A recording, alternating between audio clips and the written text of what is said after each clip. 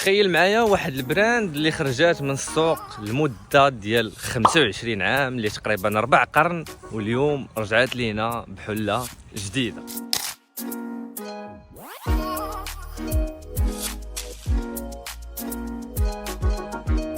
وهادشي هو اللي طرا مع الشركه المغربيه لاسيغون، اللي الاغلبيه ديال الناس عندهم معها واحد الذكريات وواحد لا نوستالجي اللي زوينه بزاف، واليوم رجعات باش تحيي هذوك الذكريات وهذيك لا نوستالجي معنا كاملين.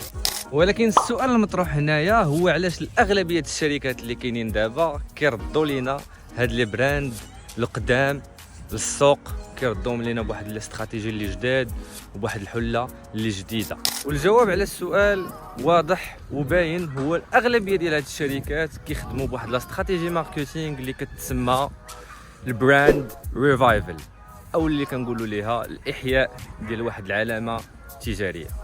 والهدف من هاد الاستراتيجي هادي هما انهم يضربوا عصفورين بحجر واحد. كيفاش؟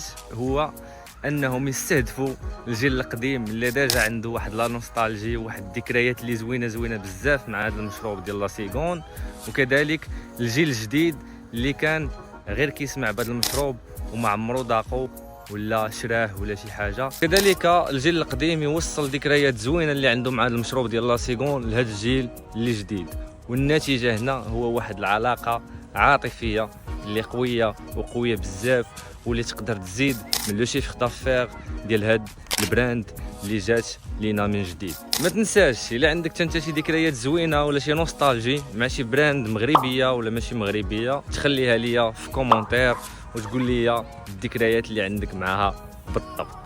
تشاو.